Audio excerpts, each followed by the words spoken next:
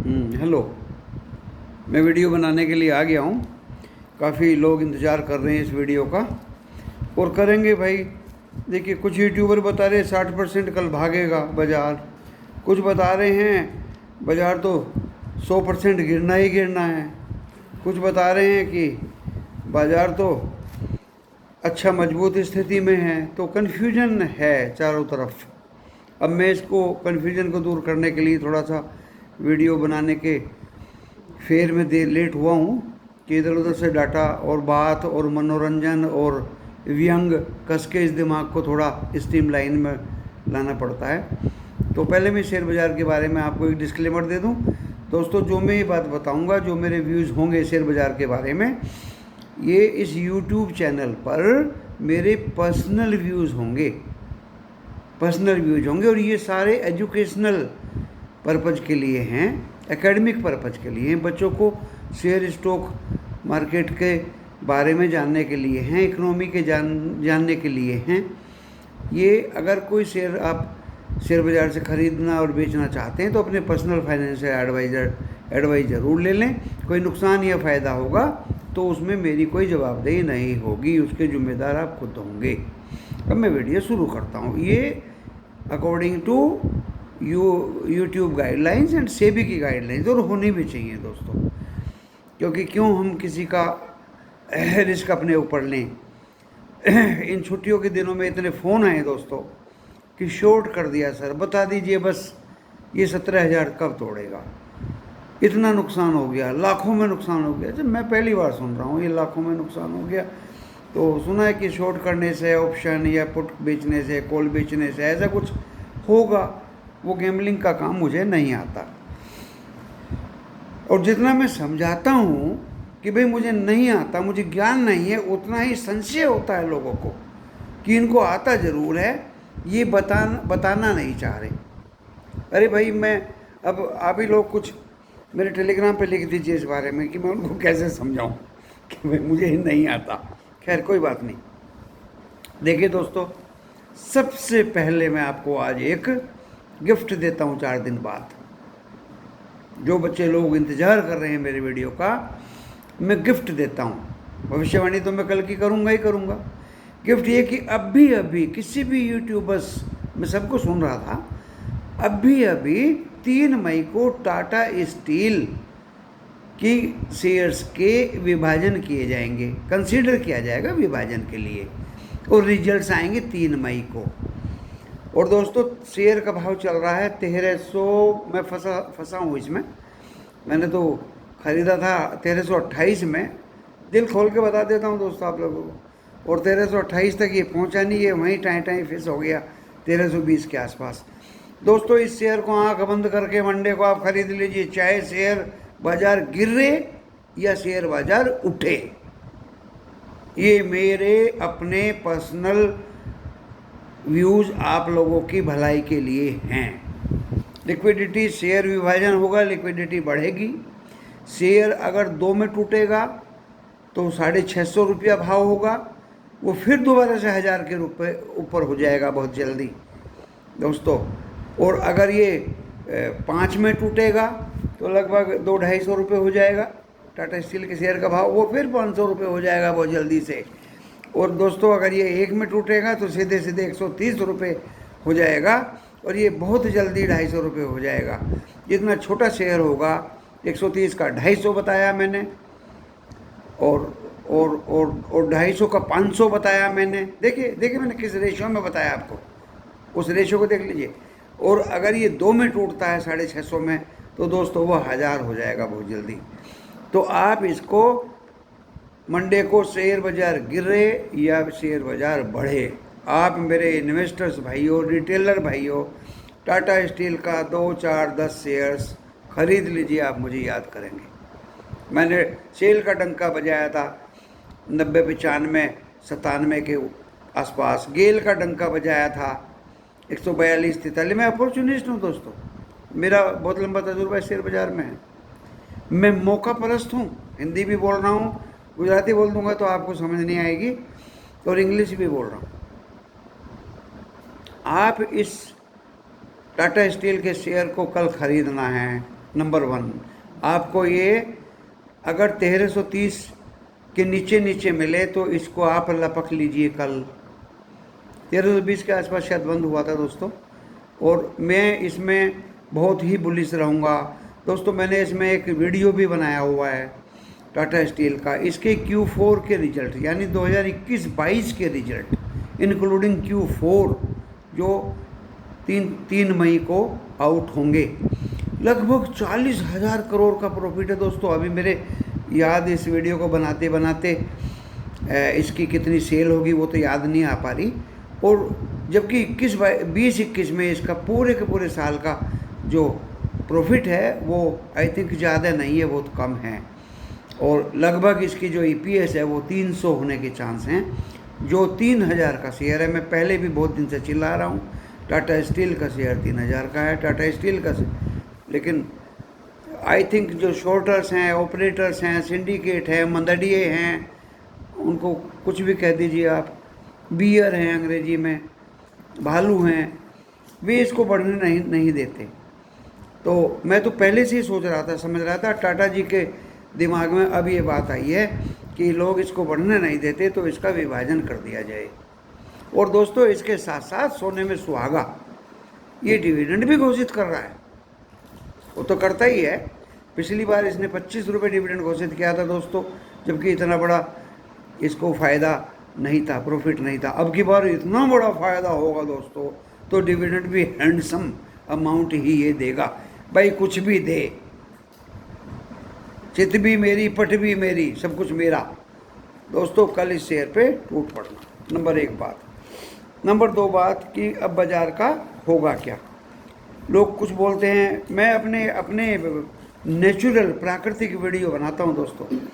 Phone पे बोलते हैं कि सर वो यूक्रेन रशिया का वार के लिए शॉर्ट किया था निफ्टी, वो वार कहाँ तक हो रहा है, तो उसके लिए तो मुझे यूक्रेन में जाना पड़ेगा दोस्तों। ऐसा नहीं है, शेयर बाज़ार में चाहे कोरोना आके चला गया हो, उसका इफ़ेक्ट दोबारा नहीं होता। युद्ध जिस दिन शुरू हुआ था 2-4 दिन में उसका इफ़ेक्ट ख़त्म हो गया। तो जो राम कहानी आप देखना चाह रहे हो, सुनना चाह रहे हो, उसकी राम कहानी शेयर बाज़ार प्राइस इन कर लेता है। अब उस युद्ध का असर इस शेयर बाज़ार पे नहीं होगा जब तक न्यूक्लियर या एटॉमिक वार ना हो जाए, और उसके होने के चांस दूर दूर तक है नहीं दोस्तों, सबको पता है। तो एक तो मैंने टाटा स्टील की बात आपको बताई। अब दूसरी बात, मैं धीरे धीरे आपको भविष्यवाणी की तरफ भी लेके आऊँगा। ज़्यादातर इन शेयर्स का इफ़ेक्ट जो है, ये इन घटनाओं का फ़र्क ज़्यादा पड़ता नहीं है बाज़ार के ऊपर। तो अब मैं यही कहूँगा कि इस बाज़ार में अच्छे अच्छे शेयर पकड़ने का समय है। देखिए मैंने कहा अपना दिमाग लगाया, पिछले साल इन्हीं दिनों में, गौर से सुनिए, पिछले साल मार्च अप्रैल इन्हीं दिनों में मैंने पिछले साल का चार्ट खोला। बाज़ार तो आज के रेट से थोड़ा डाउन था, और जब दोस्तों ये डाउन था तो इन्हीं दिनों में एक्यूमुलेशन हुआ था इसका, बिल्कुल ऐसे ही जैसे आज हो रहा। एक्यूमुलेशन होके ही ये ऊपर की तरफ रेंगना शुरू किया। आज ये बढ़ा हुआ बाज़ार है, थोड़ा बहुत गिरा, अभी भी एक्यूमुलेशन हो रहा है। बढ़े हुए में बढ़ा हुआ गिरे तो एक्यूमुलेशन में समय लगता है और वो फिर बढ़ता है, और गिरे हुए में एक्यूमुलेशन हो तो उसे भागने में समय नहीं लगता। पिछले साल इन्हीं दिनों मार्च अप्रैल में इसको एक्यूमुलेट होके भागने में समय नहीं लगा था।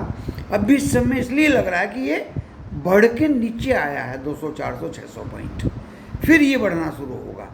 तो दोस्तों इसका जो बियरनेस है वो तो मुझे ज़्यादा नीचे जाना लग नहीं रहा। तो अब मैं आपको बताता हूँ कि किस तरह से इस बाज़ार में पर्टिकुलर शेयर्स जो है अपना रोल अदा करेंगे। दोस्तों इन्फोसिस पे बहुत सवाल आ रहे हैं। इन्फोसिस तो पहले से ही गिर रहा है। देखिए रिजल्ट आने से पहले ही वो शेयर 1860 या कुछ था, या 1890 था, 1900 भी क्रॉस कर गया था। गिरता ही चला गया, गिरता ही चला गया। बच्चे लोग बोल रहे थे सर एवरेज कर लें, मैंने कि वेट करो, एवरेज कर लें, वेट करो, मैंने कि एवरेज कर, मैंने कर लो। दोस्तों जब हम इन्वेस्ट करते हैं इस तरह के दिग्गज शेयर्स में तो ये सोच लेते हैं कि हम लॉन्ग टर्म या नुकसान के लिए इसको एवरेज या बाई नहीं कर रहे, हम इसको अपने फ़ायदे के लिए एवरेज कर रहे हैं। मैंने वीडियो में भी और अपने एनालिसिस में भी इसके रिजर्व दिखाए हैं, इसके एसेट्स दिखाए हैं, इसके बोनस के टर्म्स दिखाए हैं, कितनी बार दिया है, इसके डिविडेंड को तो आप लोग भी अच्छी तरह जानते हो। कमी क्या है इस स्टॉक में भाई? अगर एनुअली तो अभी भी प्रॉफिट ज़्यादा है, बट अगर Q4 पिछले साल का और Q4 इस बार का थोड़ा सा अगर अंतर आ ही गया तो कौन सा पहाड़ टूट गया? अब ADR 10% गिर गई, ये गिर गया हो भाई देखिए ADR 10% गिरने का असर सुन लीजिए अच्छी तरह। हमारा ये स्टॉक पहले से ही गिर रहा है। अगर ये 1760 पे या 1750 पे बंद हुआ है तो दोस्तों 10% ADR का मतलब ये नहीं कि 170 रुपये गिर जाएगा और ये 1580 रुपये खुलेगा। इसका मतलब ये नहीं है, ये सीधे सीधे समझ लीजिए आप लोग। ज़्यादा से ज़्यादा ये शेयर 1650 रुपये, मैंने 1641 रुपये दिया है अपने टेलीग्राम चैनल वालों को, 1641 रुपये आ सकता है।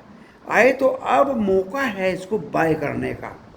आई will B one of you, मैं भी बाय करूँगा और मैं 5 शेयर बाय करूँगा।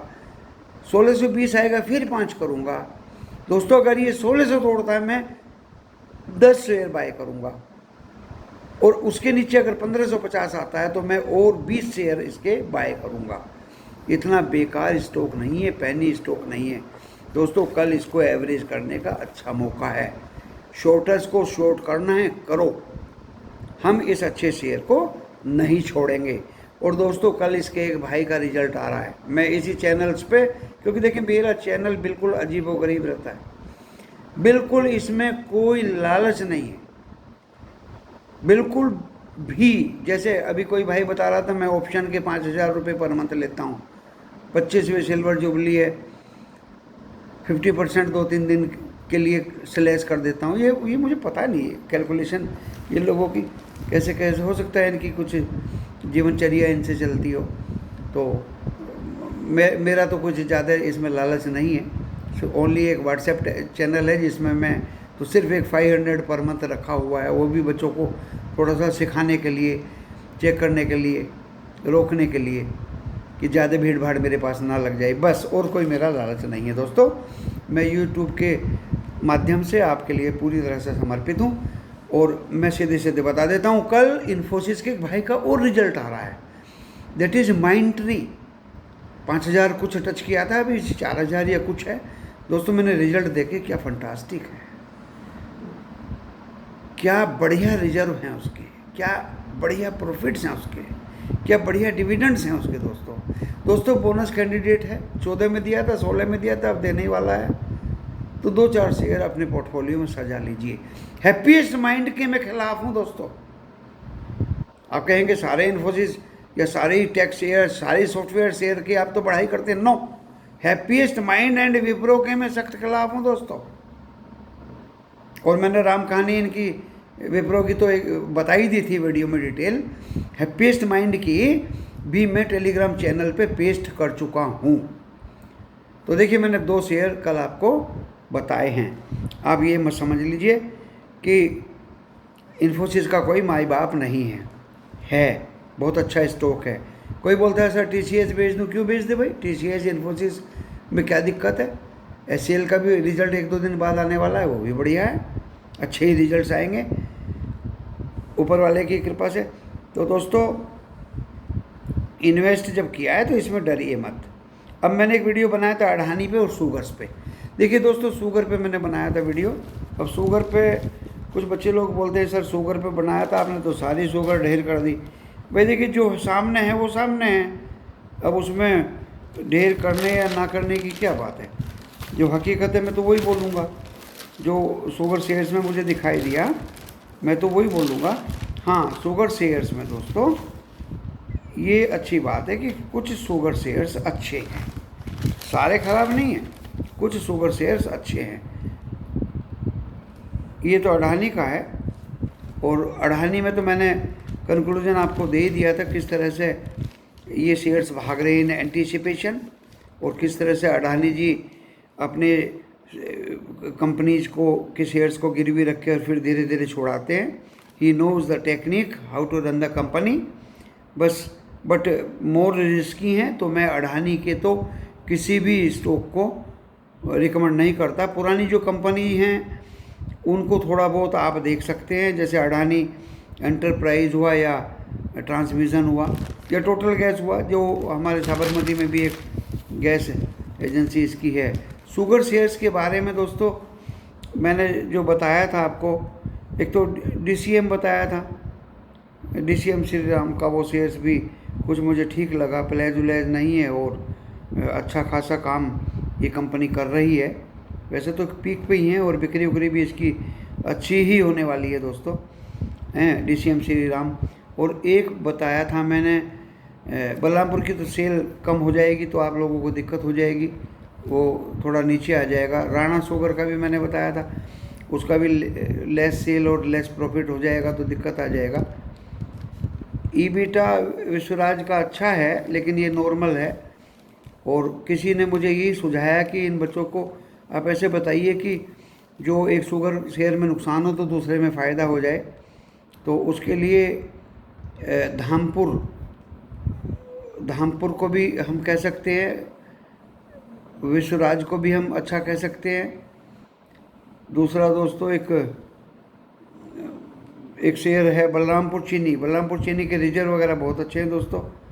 और एक महंगा शेयर है, देखिए रिजर्व तो इसके भी अच्छे हैं, और अवध शुगर ये बहुत महंगा चल रहा है। तो ऐसे ही अच्छे शेयर्स में आप खेल सकते हैं, अच्छे शेयर के स्टॉक अपने पोर्टफोलियो में रख सकते हैं अगर आप शुगर शेयर्स को ही लेना चाहें तो। अदरवाइज मैं तो शुगर शेयर्स के फेवर में नहीं हूँ, क्योंकि जो कि दूसरे सेक्टर्स में बहुत अच्छे से शेयर्स हैं, तो हम इन महंगे रिस्की और शुगर शेयर्स में क्यों फंसें, या अडानी के शेयर्स में क्यों फंसें। अब आप कहेंगे कौन से और शेयर्स अच्छे हैं। देखिए एक तो मैंने टाटा स्टील खुल्लम खुल्ला आपको बता दिया है, कुछ नहीं सोचने का, आपको ये लेना ही लेना है, लेना ही चाहिए। वो तो मेरे अभी खबर आई है 17 तारीख की, उसमें न्यूज़ है, लिखतम न्यूज़ आई है मेरे पास में, मेरे इस छोटे से मोबाइल के स्क्रीन पे, कि इसका 3 मई को इसका स्टॉक विभाजन है, स्प्लिट है, एंड रिजल्ट्स हैं, एंड इसका डिविडेंड डिक्लेरेशन है। तो दोस्तों इसी के ही साथ साथ सेल भी आप स्टील अथॉरिटी ऑफ इंडिया ले सकते हैं, डेफिनेटली पकड़िए दोस्तों, इसका बहुत अच्छा रिजल्ट आएगा।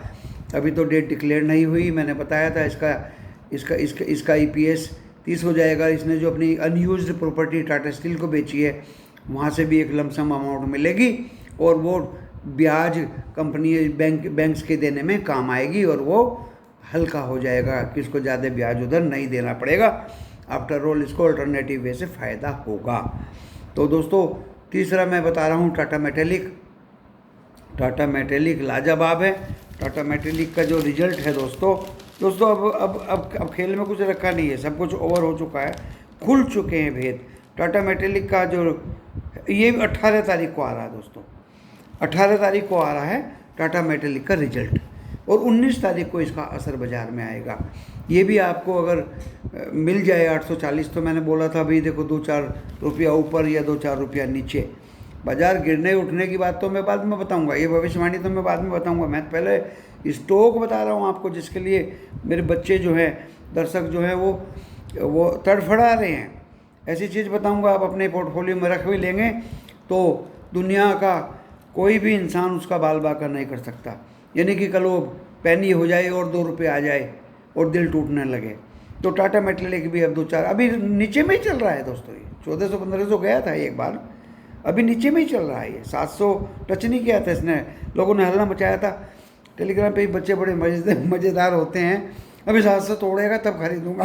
वो 780 उसने सुन लिया होगा टाटा मेटेलिक वाले ने, और वो 772-75 से ऊपर ही भाग गया। हमें भी लुटवा दिया उसने। मैंने कि 700 नीचे तोड़ेगा तब हम खरीदेंगे। यार बड़ा मज़ा आता है मुझे इस जीवन में ये काम करते करते हुए दोस्तों एक शेयर मैंने टाटा मेटालिक आपको बता दिया, एक मुझे कल दिखाई दिया लेकिन मैं उसको रिकमेंड नहीं कर रहा हूँ, उसका नाम बता देता हूँ। टाटा स्टील लॉन्ग प्रोडक्ट कुछ करके है भाई, टाटा स्टील लॉन्ग, इसका तो ज़बरदस्त फंडामेंटल्स है, बता देता हूँ आपको। इस शेयर का ज़बरदस्त फंडामेंटल है, ये है टाटा STLPP और इसकी सारे फंडामेंटल्स बहुत अच्छे हैं। और आप इसको मत लीजिए, टाटा स्टील और सेल और टाटा मेटालिक तीन ही बहुत हैं, आप तीन को ही इनको देख लीजिए। फिर बच्चों ने पूछा कि कौन सा डिविडेंड के लिए अच्छा रहेगा। दोस्तों IOC पकड़ लीजिए, कोई दिक्कत नहीं है, बहुत अच्छा डिविडेंड देता है, बहुत बढ़िया डिविडेंड देता है, आपके रेंज में भी है। इन एवरेज भी बच्चों ने पूछा कि सर आप तो 6,000 वाला शेयर बता देते हैं, 7,000 वाला। नहीं भाई, मैं 7,000 6,000 वाला नहीं, मैंने स्टील अथॉरिटी ऑफ इंडिया बताया आपको, अभी मैंने एक IOC आपको बता दिया है। मैं हर तरह का शेयर, हर तरह का स्टॉक आपको बता रही है। यार वीडियो ज़्यादा लंबा हो जाएगा, मैं इसको समेटने की कोशिश करूं। तो समेटने की कोशिश में जो मैंने आज पॉइंट्स लिखे हैं वो ये हैं, ये है देखिए। इसकी भविष्यवाणी मैं कैसे करूं? भविष्यवाणी में मैंने बहुत दिमाग लगाया दोस्तों। SGX निफ्टी 17,300 चल रहा है। 17,300 का मतलब ये होता है कि ये सुना है मैंने फ्यूचर में ही चलता है। ये फ्यूचर की नंबर्स होते हैं, वो ही खुलते हैं इस स्टॉक बाज़ार में। तो सिंगापुर का जो हमारा SGX निफ्टी है वो 17,300, यानी हो सकता है वो भाई फ्यूचर में 40 पॉइंट ऊपर भी हो, ऊपर होके ही वो 17,300 हुआ हो, लेकिन हमारा निफ्टी 17,475 पे बंद हुआ था। तो ये मैं मान के चलूँ लगभग 100 पॉइंट का डिफरेंस तो रहेगा। तो अगर हम निफ्टी को 100 पॉइंट नीचे गैप डाउन खुलता देखते हैं तो 100 पॉइंट खुला हुआ नीचे देखकर हमें कुछ स्टॉक्स के वैल्यूएशंस नीचे मिलेंगे। और दोस्तों मैंने बता दिया पहले, गैप ये एक एक्यूमुलेशन हो रहा है, एक ये एक्यूमुलेशन, मेरे कुंडी बंद कर दीजिए और उनको बोल दीजिए, एक ये एक्यूमुलेशन हो रहा है। और इस एक्यूमुलेशन में आप इस बाज़ार को बुलिश मोड में ही देखेंगे आने वाले दिनों में। और ज़्यादा से ज़्यादा ये अगर 17,300 ही कल टच करता है हमारा निफ्टी, तो ये रिकवरी मोड में भी आ सकता है सेम डे। वैसे तो कुछ पुंटर्स बता रहे हैं कि ये 17,200 भी जाएगा, और अगर इसने 17,000 तोड़ दिया तो 16,800 भी देखेगा।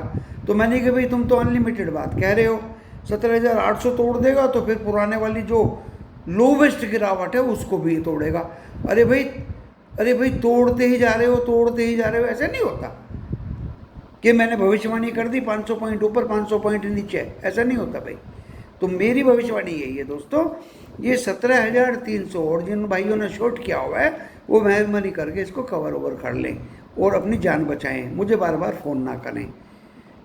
तो ये आखिरी मौका मैं समझ रहा हूँ। उसके बाद में देखिए इसमें रिकवरी शुरू होने वाली है। ना तो कोरोना का इफेक्ट इस बाज़ार पे पड़े, ना रूस और यूक्रेन की लड़ाई का इफेक्ट इस बाज़ार पे पड़े, ना अब महंगाई का इफेक्ट इस बाज़ार पे पड़े। इस बाज़ार पे दूर तक मुझे कुछ पड़ता दिखाई नहीं दे रहा। सिर्फ मुझे एक दिखाई दे रहा है कि बस LIC का IPO किसी तरह से सक्सेस हो जाए, वो तो मुझे दिखाई दे रहा है। और बाकी इस शेयर बाज़ार में निफ्टी और बैंक निफ्टी में कोई फ़र्क नहीं दिखा रहा। बैंक निफ्टी का नाम ले दिया मैंने, तो दोस्तों वहाँ HDFC बैंक है। HDFC बैंक दोस्तों, मैंने टाटा स्टील की भविष्यवाणी की है आपको इस चैनल पे आज। HDFC बैंक अगर 1,400 रुपये, 10 रुपये ऊपर या 10 रुपये नीचे मिलता है तो I will be the first man to buy in a big lot of HDFC bank. This is the bank only on the earth of India who will move this nation. हमारे दीपक पारेख जी इतने बेकार और असभ्य इंसान नहीं है, उन्होंने हमारे देश में HDFC कंसर्न कंपनीज को बहुत ही मेहनत से खड़ा किया हुआ है।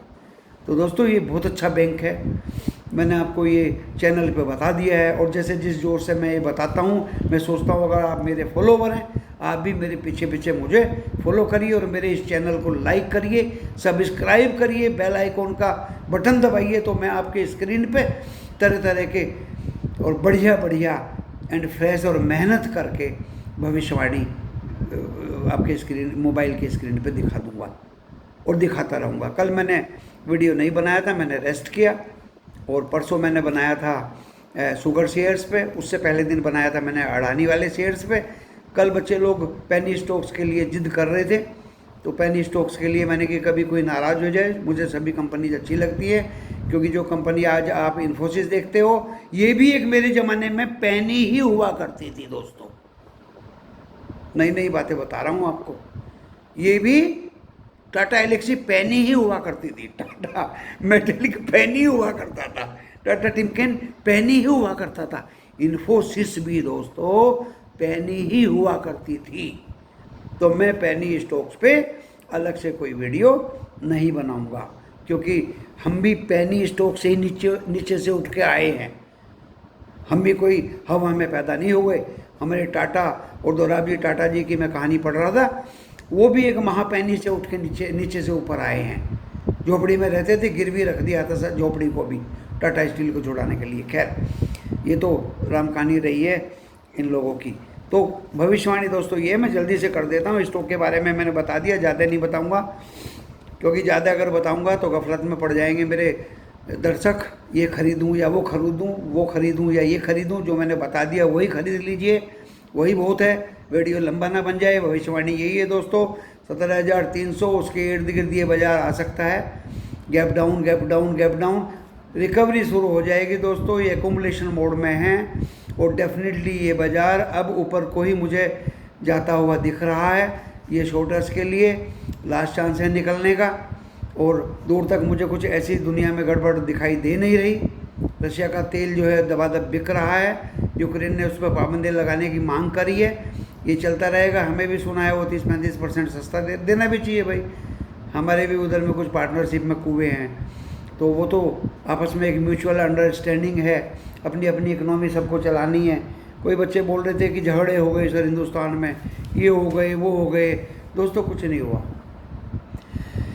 ये कुछ नहीं हुआ, इसका तो कोई मतलब ही नहीं उठता। अब लोग इतने समझदार हो गए, जो दो चार बेवकूफ़ हैं उनको पब्लिक और पुलिस वाले मिलके खुद रगड़ लेंगे।